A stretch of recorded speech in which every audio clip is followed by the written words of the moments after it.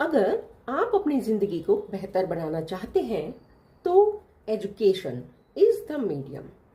शिक्षा से जीवन के अंधकार में रोशनी आती है। शिक्षा हर मुश्किल को आसान और नामुमकिन को मुमकिन बना देती है। ये सब कहने की बातें नहीं हैं, ये सबका एक बहुत बड़ा रोल है प्रतीक्षा टोंडवलकर की जिंदगी में। शिक्षा ने बहुत बड़ा रोल निभाया है। शिक्षा की बदौलत ही यानी एजुकेशन की बदौलत ही प्रतीक्षा टोंडवलकर ने फर्श से अर्श तक का सफर तय किया है। जी हाँ, एक बैंक में एज ए सफाई कर्मचारी के रूप में काम करके आज वो एजीएम वहां उसी बैंक में बन गई है। तो कौन है ये प्रतीक्षा टोंडवलकर?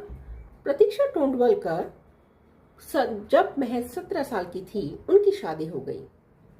घर में पैसों की बहुत दिक्कत थी तो ज्यादा पढ़ाई नहीं कर पाई। इवन वो 10th क्लास भी पास नहीं कर पाई थी। 17 की उम्र में शादी हो गई, बट यहाँ भी भाग्य ने उनका ज्यादा साथ नहीं दिया।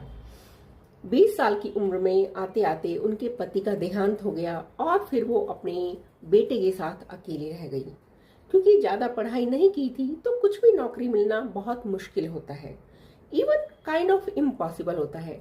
बट अपने बेटे के लिए उन्होंने स्टेट बैंक ऑफ इंडिया में एज ए सफाई कर्मचारी के रूप में ज्वाइन कर लिया।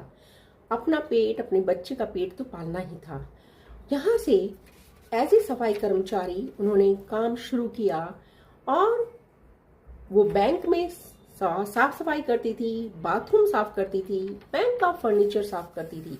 बट उनके माइंड में कहीं ना कहीं ये था कि आज मैं जिस बैंक में साफ सफाई कर रही हूँ, अगर मैं कुछ पढ़ लिख जाऊं तो मैं उस कुर्सी पर जाकर बैठ सकती हूँ। ये सपना उन्होंने देखा और बस फिर क्या था, उन्होंने पढ़ाई शुरू कर दी।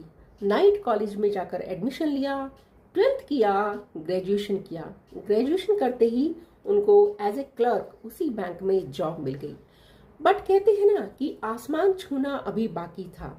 वो यहीं पर नहीं रुकी और वो अपने प्रमोशन के लिए एग्जाम्स देती रही और पढ़ती रही और इसी शिक्षा की बदौलत वो एज ए स्वीपर से एजीएम के चेयर पर जाकर बैठी उसी बैंक में। तो देखिए, शिक्षा आपको कहां से कहां लेकर जाती है। बट यहाँ ये भी कहना बिल्कुल सही है कि कहते हैं खुद ही को कर बुलंद इतना कि खुदा बंदे से खुद पूछे बता तेरी रजा क्या है। तो आपकी रजा क्या है, प्लीज मुझे कमेंट में बताइए।